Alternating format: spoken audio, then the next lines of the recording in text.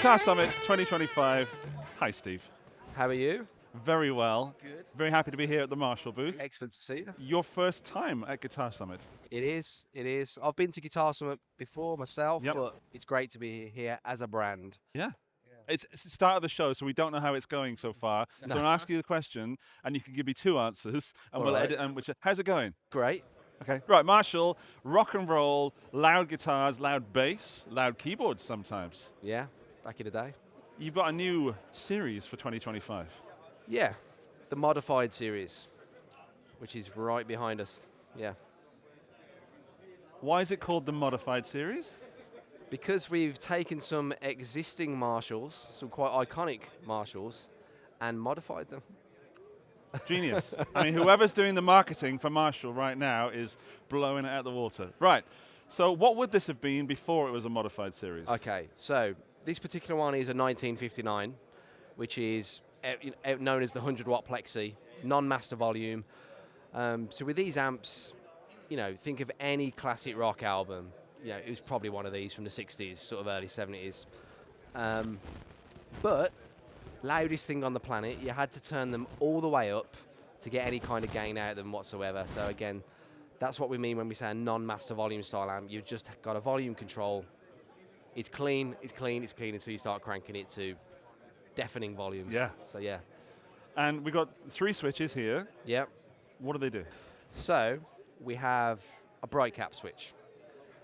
Back in the day, these amps were very bright when you had them at lower volumes, like piercingly bright. But it kind of gave the amp its character. It's like chiminess, if you know what I mean. But as you turned it up, the bright cap would be blended out of the signal completely.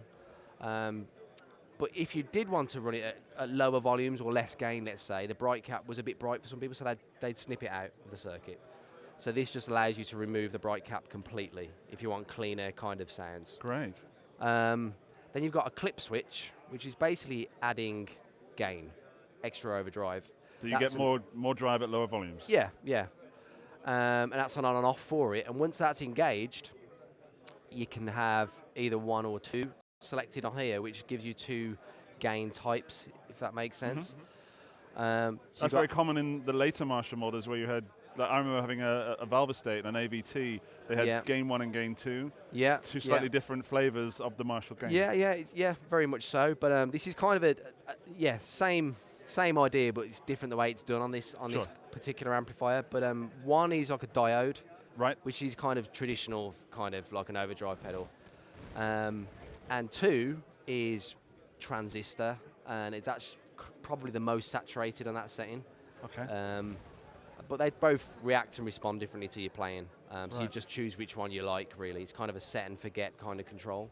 Cool. And the clipping, how does that work? Because that was my question. Like, is it clipping adding some diodes in, though, or is it just feeding more gain in? That is basically an on and off, which then feeds this. I beg your pardon. Yeah. Now I understand. Yeah, so once that's on, you choose whether you're doing diode or transistor-based clipping. I should have listened to what you said. That would have made a lot more. I should have explained it better, really. No, I got it. We also added this master volume here, which again was probably the most common mod on these style of amplifiers back in the day, because it allows you to crank up the traditional volume, as it were, get all the gain, but then control how loud you are after the fact. And this is actually pre-tone stack, this one, which we found gave it kind of more low end and a bit more growl when you're playing at lower volumes.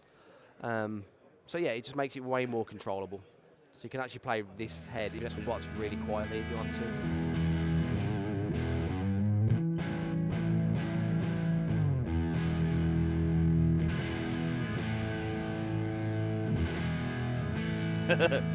I'm playing so quietly in front of a Marshall stack. It's really weird.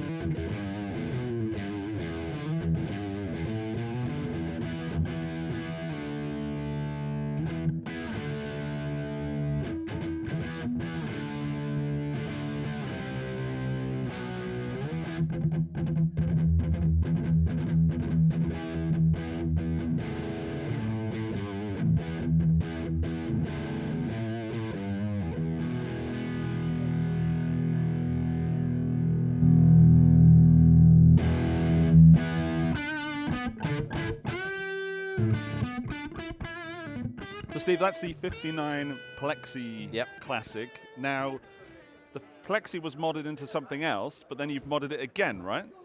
Right. So as time went by, we went from the non-master volume style Marshalls, the 4-input style Marshalls, to the master volume, which kind of really first started in the mid-70s for Marshall. But this JCM800 version came out in the very early 80s, like 81, and that's kind of like the iconic rock sound of the 1980s onwards, really. But again, people are getting these modded because actually when you buy a stock JCM800, most people go, oh, I thought it'd have more gain than that.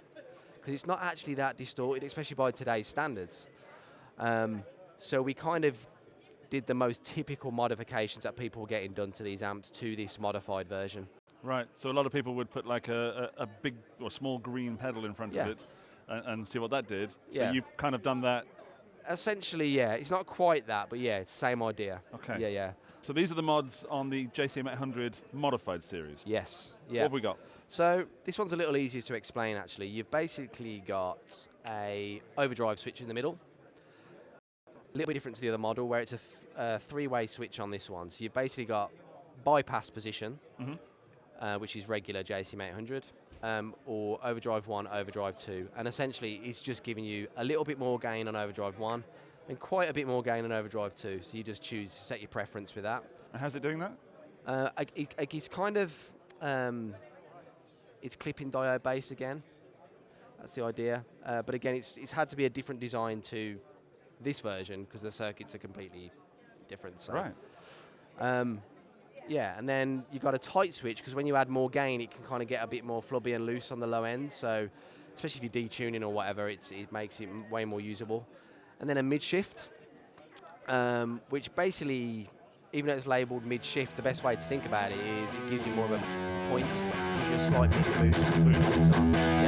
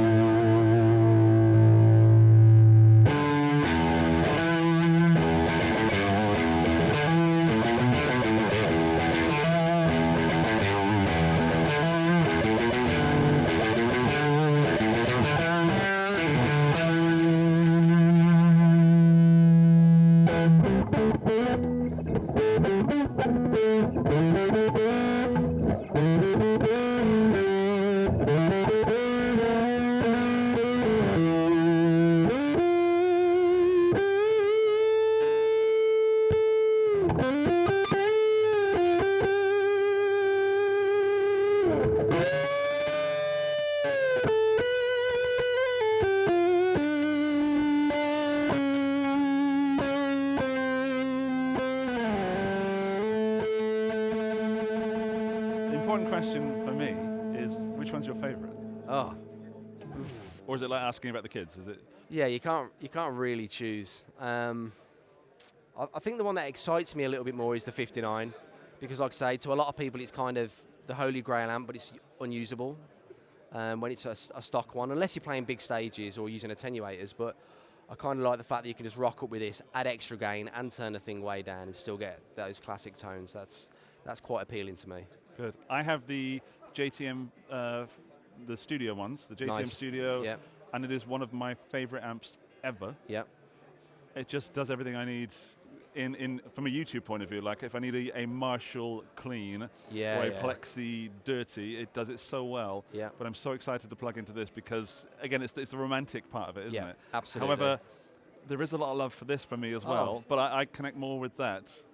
And I was a JCM900 kid. Yeah. Oh, okay. Yeah. I'd like to see that at some point. Yeah. Yeah, we'll see. All right, yeah, you never know. You never know. Yeah, let's plug them in, see what they sound like, and have a little go.